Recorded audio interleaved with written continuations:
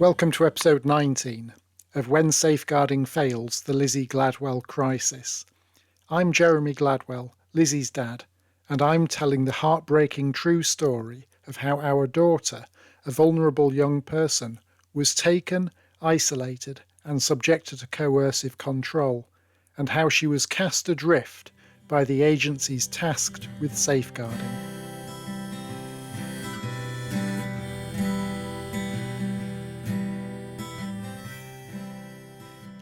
I miss Lizzie. It's funny what can set you off, isn't it? I hadn't cried for a while. I'd been outraged at Coral's cruelty. I'd been astonished at the agencies, their indifference, their intransigence, their ineffectiveness. But as I set off on a journey one day in my car, on the radio, a familiar song started to play. Days by Kirsty MacColl. Thank you for the days. Those endless days, those sacred days you gave me. I'm thinking of the days. I won't forget a single day, believe me. I bless the light that shines on you, believe me. And though you're gone, you're with me every single day, believe me. Days I'll remember all my life. Days when you can't see wrong from right. You took my life, but then I knew that very soon you'd leave me. But it's all right. Now I'm not frightened of this world, believe me. I discovered something I'd not realised before. I found it is very hard to drive when you're crying.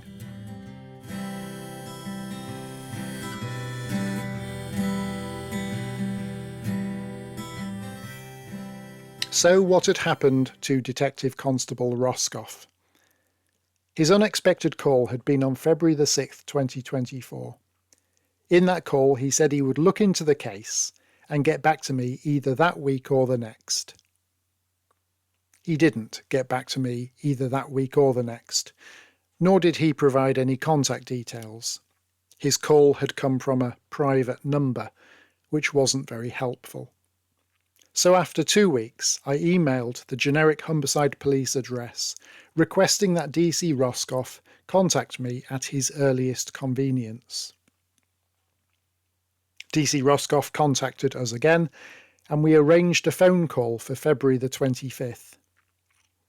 During that call, he began by asking what we wanted to tell him. In reality, what we really wanted to know was if he had made any progress in the 3 weeks since his initial call. He hadn't made much progress. He had tried to reach Gary Atkinson of Focus Adult Social Care, but Gary was not responding. Roscoff asked if we had experienced the same, and we confirmed that we had, as had everyone else involved. DC Roscoff said he would keep trying.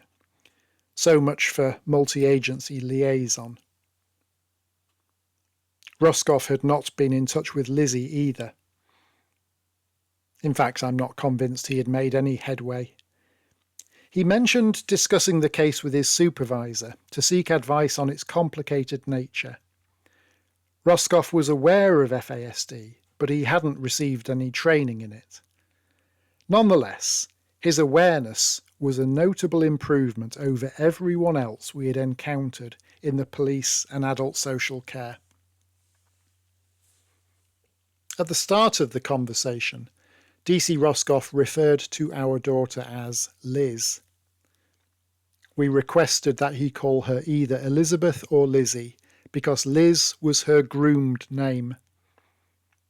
He apologised, and thereafter referred to her as Lizzie without issue, a refreshing contrast to Gary Atkinson, who had continued calling her Liz despite the distress it caused.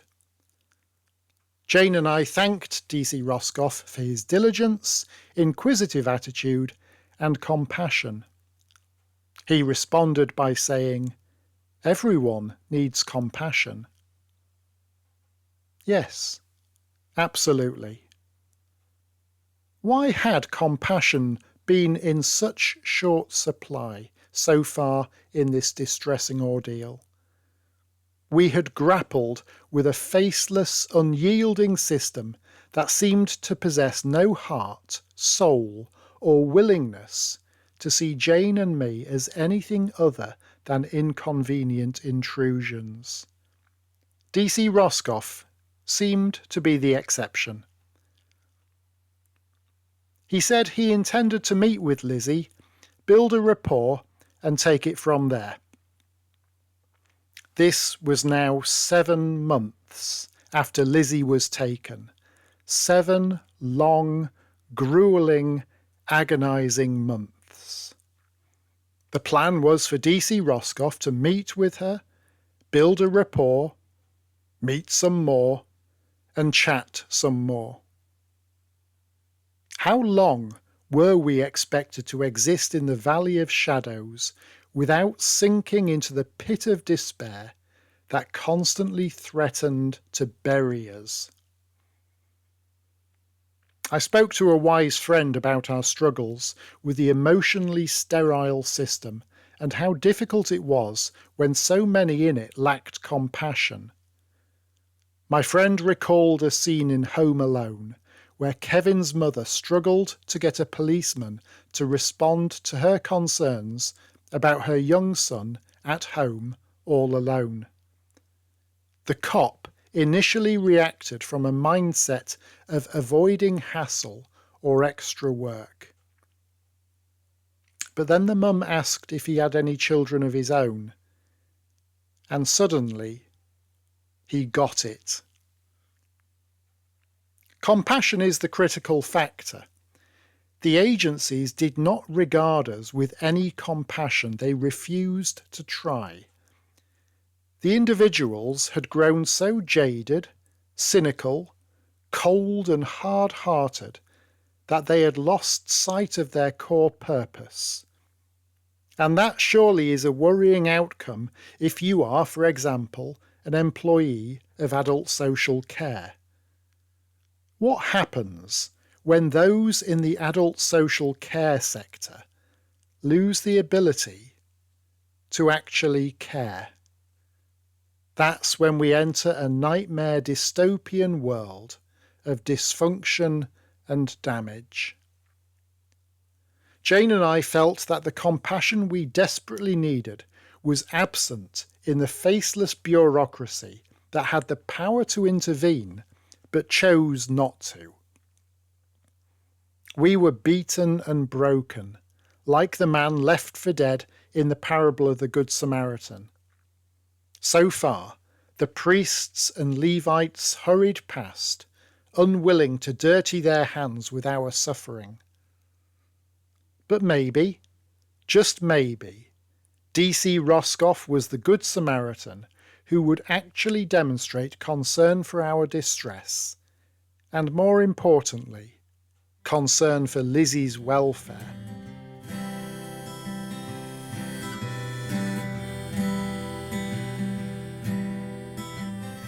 On the morning of Saturday, March the 16th, 2024, we had an unexpected visitor. Jane and I had just finished breakfast and we were chatting at the table when the doorbell rang. We were still in our dressing gowns. I assumed it was a parcel delivery, so I went to the front door and opened it. Outside was a policewoman. "Mr. Gladwell?" she asked. I nodded. "I just want to have a word," she said. "Don't worry, you're not in trouble." I invited her in, showed her through to the front room, introduced Jane, and then asked if I might be allowed to go and get dressed. When I returned and sat down, the officer introduced herself as PC Smith. She said I was accused of harassment by Mrs. Coral Wilson Clark. Harassment.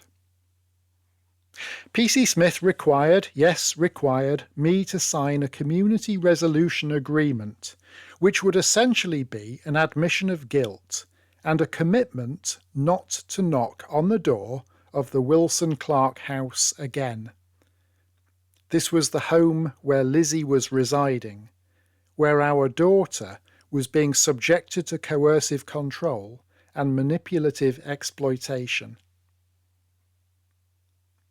I expressed my astonishment that we had been trying for 7 months to arrange a face-to-face meeting with someone from the police or adult social care to discuss our situation. On 3 occasions, we specifically requested that Humberside Police contact us before sending someone to do a welfare check on Lizzie. Yet we were consistently ignored. Not one single meeting had been granted. However, now that Coral had contacted them, they sprang into action, and suddenly a police officer was in my home accusing me of harassment. Indeed, the police had also responded very decisively when Coral had been instrumental in the entirely false accusation against Lizzie's uncle. When Coral clicked her fingers, it seemed, Humberside Police jumped. Curiouser and curiouser. PC Smith said that she had attended at least 2 of the welfare visits to check on Lizzie. There had been 3 welfare visits in total, all of them completely ineffectual, and each serving only to make matters worse. We asked if PC Smith knew of our claims that Lizzie was being subjected to coercive control. This came as news to her. She had not been aware of it at all. Did she know of Lizzie's vulnerability? Was she aware of Lizzie's cognitive and functional impairments and her formal diagnosis of FASD? What's FASD? PC Smith asked. So that answered that then. PC Smith had no clue about what was going on. Did she know about the rape accusation and investigation? No.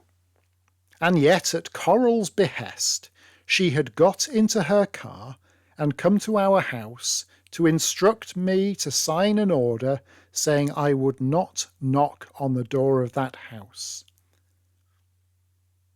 I asked her, "Do you know how many times I have actually knocked on the door of that house?"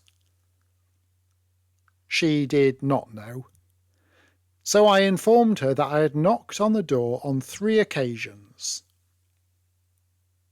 Once, on the 16th of December 2023, when Lizzie had been cancelling meet-up appointments with aunties and godmothers, people we knew Lizzie would absolutely want to see.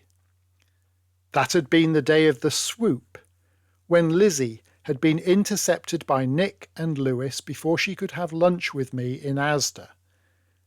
Was PC Smith aware of that incident? No, she was not.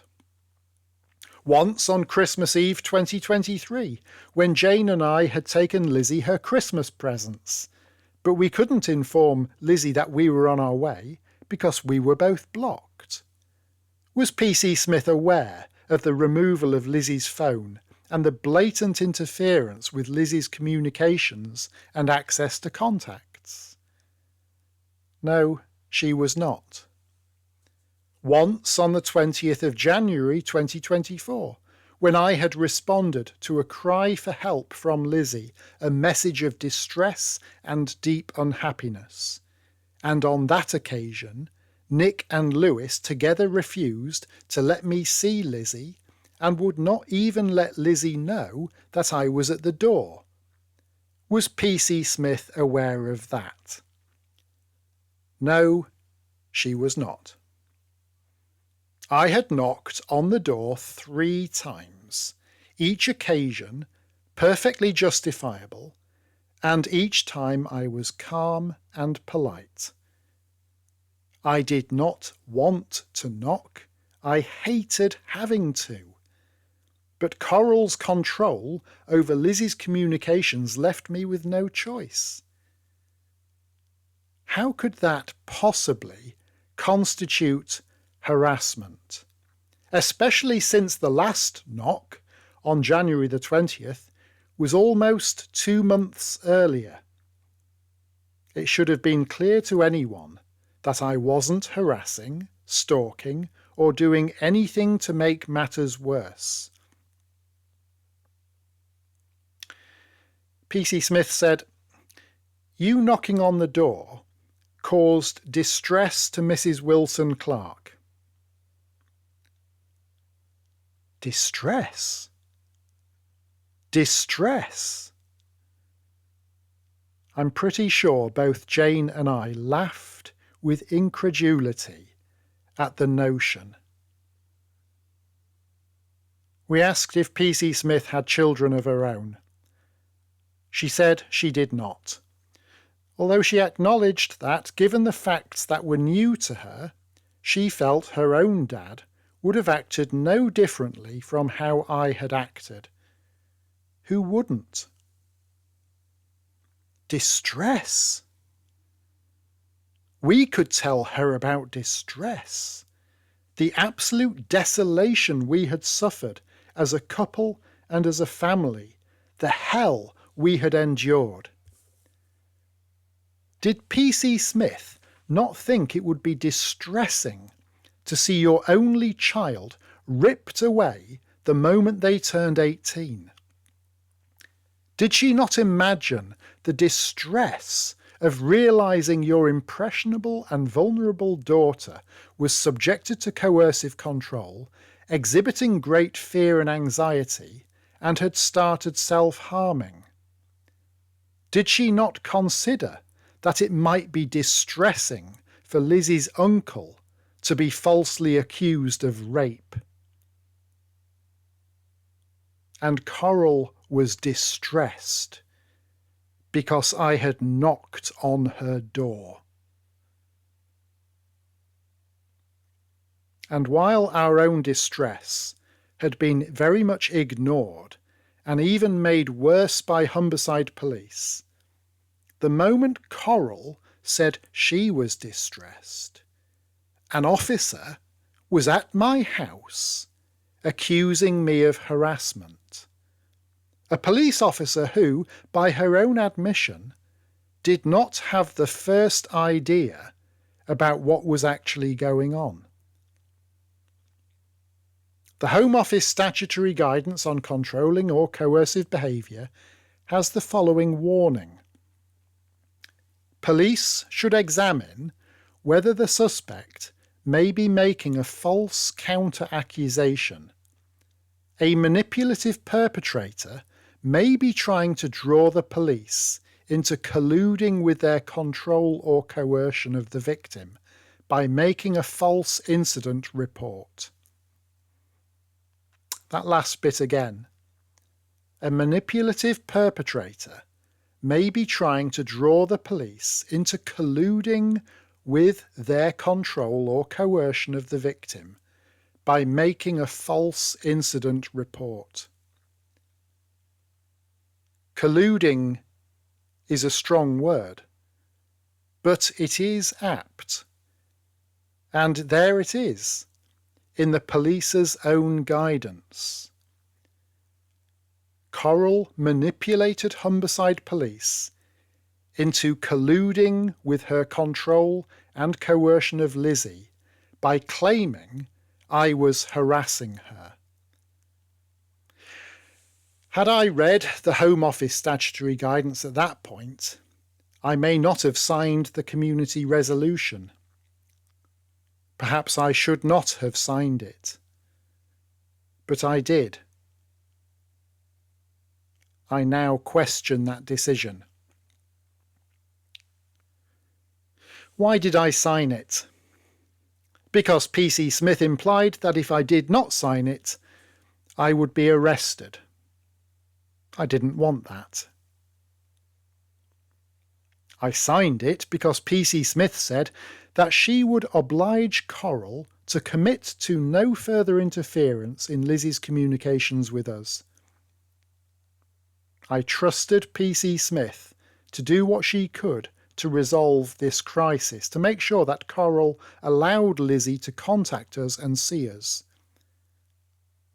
That was a mistake. I signed it because I'm a law-abiding citizen who has been brought up to believe that the police are honest and trustworthy and act with integrity. I am now much less convinced of that. I signed it because, in reality, I was committing to not knocking on the door of that house. And as it happens, that aligned with my own wishes. I had no desire to knock on the door of that house. What was the point of knocking anyway? The Wilson-Clark family clearly would not let me see Lizzie. So on balance, in the pressure of that moment, I chose to sign the tablet PC Smith handed to me. However, even as I signed it, I said to her, "Be aware, in making me sign this, you are being taken in by Coral's lies. You are complicit in the control of Lizzie." It made no difference. PC Smith was unmoved. She took the tablet back. I received no written record of what I'd signed, no information about the details, whether the restrictions would or would not expire, or what I was actually admitting to. And I accept that this was completely naive of me and foolish. With no awareness whatsoever of the complexity of the case, PC Smith visited our house with the sole intention of enacting measures to stop me, Lizzie's dad, from seeing my daughter. That surely does amount to the police colluding with the perpetrators. If I could turn back the clock and relive that day, what would I do differently? With hindsight, I should have delayed signing it until I had taken legal advice. I could have said, "I'm not refusing to sign it, but before I do, you need to provide me with the information about what I am actually being asked to sign, and I will discuss it with a solicitor." I don't know. What would you have done? It's easy to say, "Oh, I wouldn't have signed it." But in the moment, you weigh up the options and you make a decision. I didn't want to be arrested. That might look worse and give Coral ammunition. "See, Lizzie, they've arrested your dad." Ultimately, I should never have been put in that position. And I was only put in that position because Humberside police were now knowingly complicit in the coercive control of Lizzie Gladwell. That point had been made clearly to PC Smith. And coercive control is a criminal offence. Blocked on the phone, blocked at the door, and now I was forbidden under threat of arrest from even knocking on the door. Thanks to the actions of Humberside police, our Lizzie was now totally and completely beyond reach.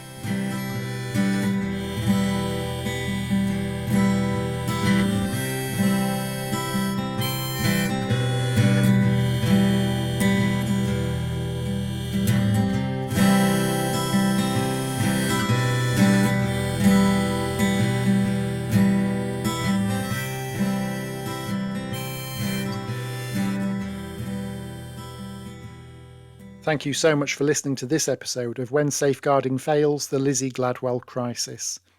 If you found it moving or helpful, or if you think our story could help others, then please like, share, or simply tell others about it.